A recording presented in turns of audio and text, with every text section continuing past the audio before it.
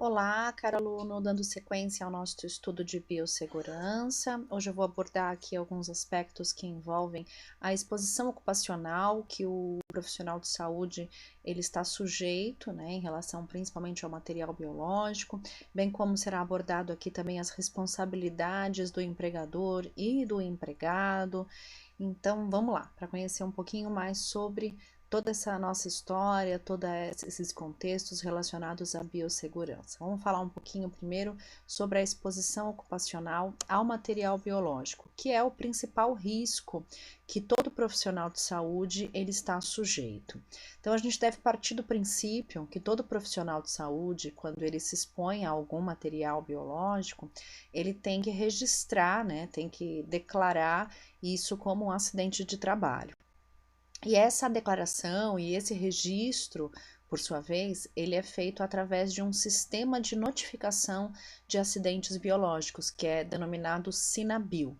Nesse sistema, ele deve declarar quais foram as condições que ocorreram esse acidente, tem que dar os dados tanto do indivíduo que sofreu o acidente, bem como do paciente-fonte, que é esse que pode ter a presença de micro-organismos em potencial e que, portanto, pode ser o disseminador de determinada doença, e deve existir também os dados do profissional de saúde que sofreu esse acidente. Então são consideradas, né, que esse profissional de saúde ele está sujeito a diversos tipos de exposições, né, as chamadas exposições percutâneas, que são aquelas que podem ultrapassar a pele e as quais estão relacionadas mais àqueles acidentes com os perfurocortantes. Nós temos ainda as exposições por mucosas, que pode acometer tanto a mucosa nasal, mucosa oral, pela própria lida, né, pelo dia a dia, em contato com os pacientes fonte, e as exposições cutâneas. Então, a gente deve considerar que várias são as doenças que podem acometer os profissionais de saúde por essas vias. E quando houver um acidente, principalmente um acidente percutâneo, esse tipo de acidente ele deve ser declarado, deve ser registrado, lá como eu já disse, pelo Sinabil, para que possam ser tomadas as devidas providências. Quais são então os fatores, né, para que ocorram determinada infecção e que por isso o profissional de saúde deve estar atento? Primeiramente, a patogenicidade do agente infeccioso. Então é importante conhecer esse paciente fonte, saber se ele pode ser portador de determinada infecção e como que essa infecção se comporta. Qual é o material biológico que foi envolvido? Se foi sangue, se foi urina, se foi simplesmente o contato com esse paciente, se foi o contato com as excreções desse paciente, qual o volume do material que foi envolvido nesse acidente, a carga viral do paciente quando ele for portador de determinada doença, por exemplo, as mais comuns, né, HIV, hepatite, a forma pela qual foi feita essa exposição, e deve ser considerado também a suscetibilidade do próprio profissional de saúde, se ele é mais suscetível, se ele está numa condição mais suscetível ou não. E é importante considerar se para tal doença, para tal agente infeccioso, existe determinada profilaxia pós-infecção, né, pós-exposição, porque se ela existir, ela deve ser aplicada para manter a saúde desse paciente. Um outro ponto interessante que deve ser levado em conta, né, até por questões profissionais, é que em todos esses materiais, né, acidentes que ocorrem com materiais biológicos, o profissional que mais está sujeito a esse tipo de acidente, olha lá, quase 60% envolvem os enfermeiros. Então, eles são os alvos, né? Eles são os profissionais que mais estão sujeitos aos acidentes com material biológico. Seguido deles, os profissionais de limpeza, né? E 17%, né, considera-se outras categorias que normalmente estão relacionadas a ambientes hospitalares também. E dentre todos esses acidentes, o tipo de exposição mais comum é o percutâneo. Então, normalmente é com a utilização de agulhas, né, e seringas e agulhas, e muitas vezes com acidentes envolvendo as agulhas, onde o indivíduo pode acidentalmente perfurar o dedo, né? Então, por isso que envolve realmente o profissional de enfermagem, porque eles são os profissionais que mais manipulam esse tipo de material. Bom, outro ponto importante é considerar em porcentagem qual é a circunstância que o acidente ocorre com mais frequência, e é notório perceber que a grande maioria das vezes é ou na administração do medicamento ou no descarte inadequado. Muitas vezes acontece porque o profissional ele tenta reencapar a agulha, né? Ou ainda quando ele vai descartar na caixa de descarte, ele faz sem atenção e eventualmente pode ocorrer uma perfuração, né? Mas sempre note que na maioria das vezes ele está manipulando um pérfuro cortante, uma agulha. Cabe relembrar, né? Vou até voltar aqui um pouquinho, que entre todos esses pacientes, né? Entre todos esses profissionais, o enfermeiro é o profissional mais acometido. Mas numa casuística não menos importante, encontram-se os dentistas também, né? Dentista é um outro profissional que também manipula muito seringas e agulhas, e por essa razão eles acabam tendo uma chance, um risco muito maior também desse tipo de acidente. Dessa maneira, eu considero então que a melhor profilaxia para qualquer exposição ocupacional sempre é o respeito às normas de segurança, né, as normas de biossegurança. Então é importante que esse paciente ele manipule todo esse material com muita atenção, conheça o paciente fonte, né, sempre faça a realização de todos os protocolos para minimizar os riscos, bem como se houver um acidente, que ele respeite esse registro via Sinabil, né, para que as medidas corretas possam ser realizadas. Importante lembrar também que caso ocorra um acidente, além de todo esse registro, o superior imediato ele deve ser notificado, né, ele deve ter ciência do ocorrido para que ele possa dar andamento às medidas adequadas. Lembrando, é claro, que para minimizar esses riscos ocupacionais, é importante a aplicação das precauções padrão, né? Então, a utilização dos EPIs adequados, das vestimentas adequadas, dos respeito às normas de funcionamento do local de trabalho, porque só dessa maneira é possível prevenir. Além disso, muitas doenças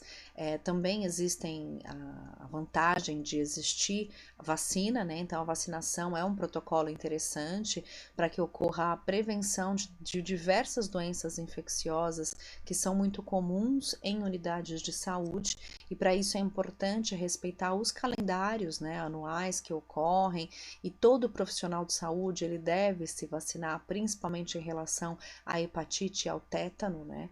Então é importante que ele verifique se já tomou, se não tomou, ele deve realizar essa vacina. E essas vacinas em si, né, tanto a de sarampo, cachumba e rubéola, que é conhecida como a tríplice, bem como as vacinas de hepatite, de tétano e coqueluche, catapora e de gripe, são vacinas que são oferecidas no Sistema Único de Saúde, né? Então, esse calendário ele sofreu algumas pequenas modificações, mas são vacinas que nós encontramos no Sistema Único de Saúde.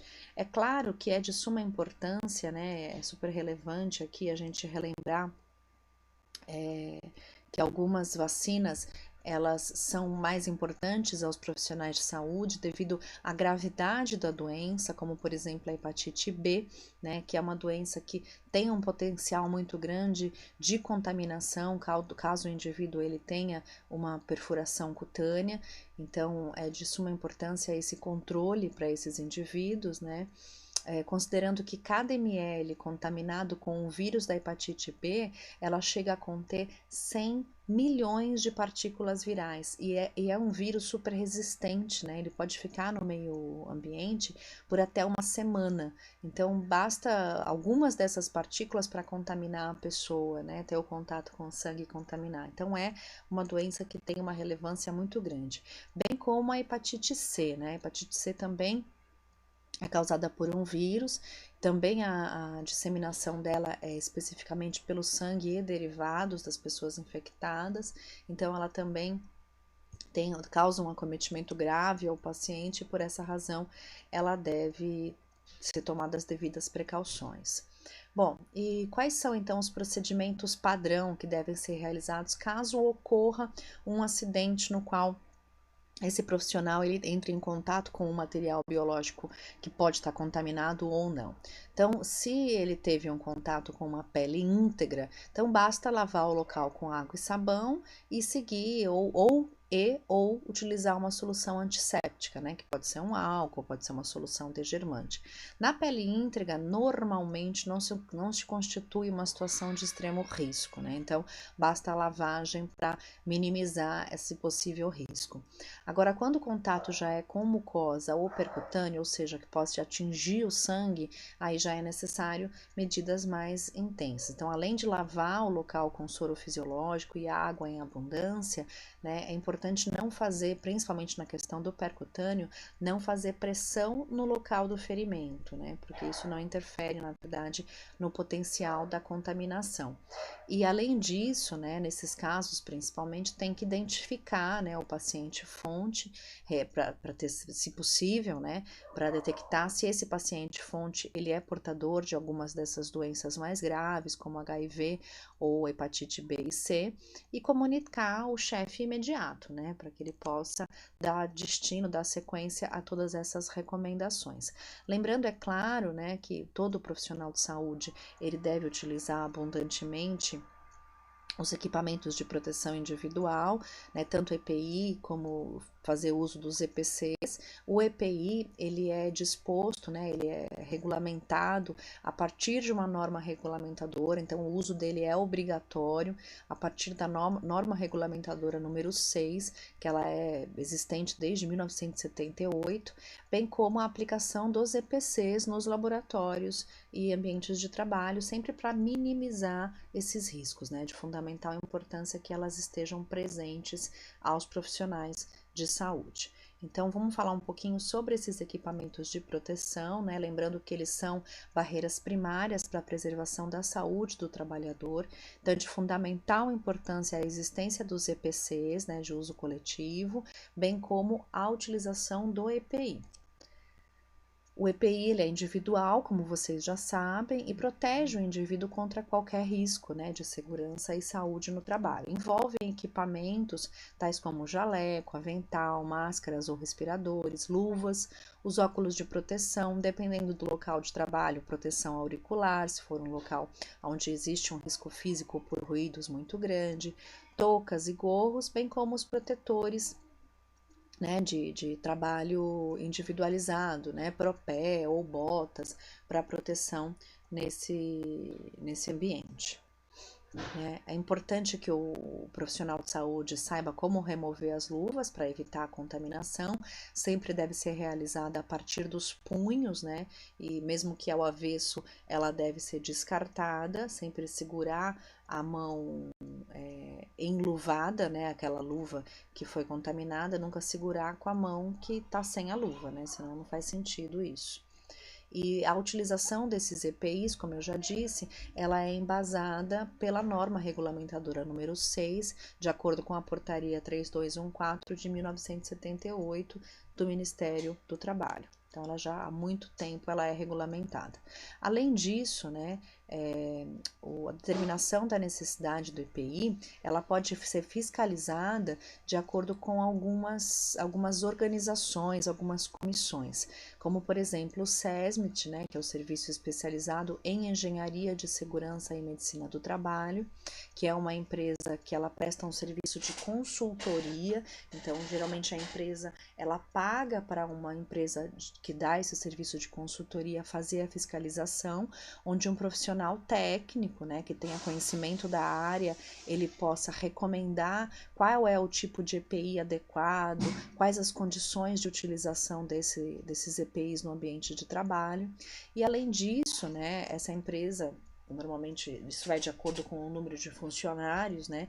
Mas essa empresa também tem que ter a CIPA, que é uma comissão interna de prevenção de acidentes, onde necessariamente o indivíduo que trabalha na CIPA, ele é um trabalhador da empresa, não é um cargo que ele vem de uma empresa que presta consultoria. Não, do CIPA ele tem que ser trabalhador da própria empresa, partindo do ponto que ele conhece todo o fluxograma, toda a cadeia de produção ou ainda o serviço que ocorre no interior daquela empresa e por essa razão ele conhece os perigos presentes ali. No entanto, o indivíduo que faz parte dessa comissão da CIPA, ele não necessariamente possa ter um conhecimento técnico, basta ele trabalhar dentro da empresa para apontar os principais riscos. Já no SESMIT, como é uma empresa de fora, né, paga-se por uma consultoria para ela, normalmente é um indivíduo que ele tem, normalmente não, ele é um indivíduo que tem uma capacitação técnica, é um indivíduo com conhecimento técnico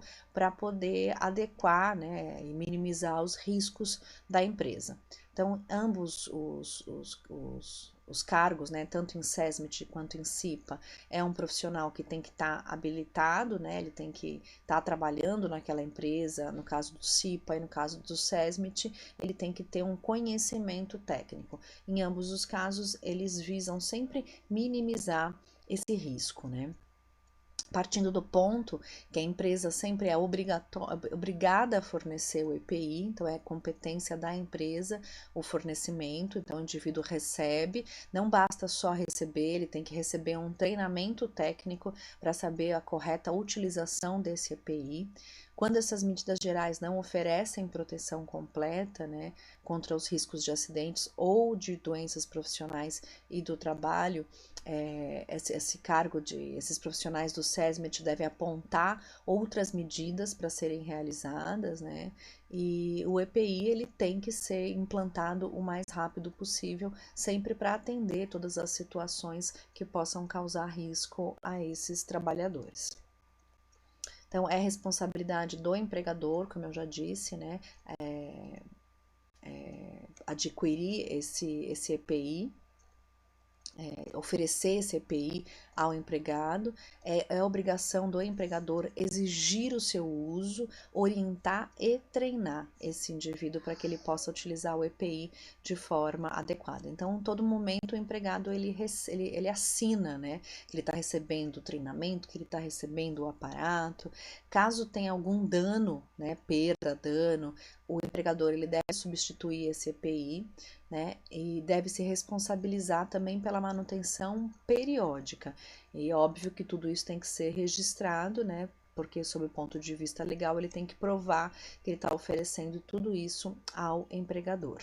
No entanto, o empregado ele também tem responsabilidades, né? Ele tem que utilizar esse EPI, obviamente, só para a finalidade que o destina e na empresa em questão. Ele tem que se responsabilizar pela conservação também desse EPI, comunicar ao empregador caso ocorra alguma alteração, e quando ocorre essa comunicação, ele também tem que deixar isso por escrito e cumprir todas as determinações, né, para que ocorra essa utilização de forma adequada. Os EPCs também auxiliam muito a segurança do trabalhador, principalmente quando a gente fala em serviços de saúde e laboratório, né, causa uma proteção não só ao trabalhador, mas também ambiental, né, toda a sociedade que está em torno dele, e também na proteção do próprio produto, né, quando ele está envolvendo alguma pesquisa, para que não ocorram contaminações cruzadas. Os EPCs são diversos, né, então vai desde autoclave até extintores, chuveiros diversos, né, os sprinklers que são utilizados para controle de possíveis incêndios e tudo mais. Então, essa aula ela se encerra aqui, né, onde eu mostrei para vocês os principais pontos que implicam no controle de riscos ocupacionais, bem como as obrigações que envolvem o empregador e o empregado. Eu aguardo vocês na nossa próxima aula. Até lá!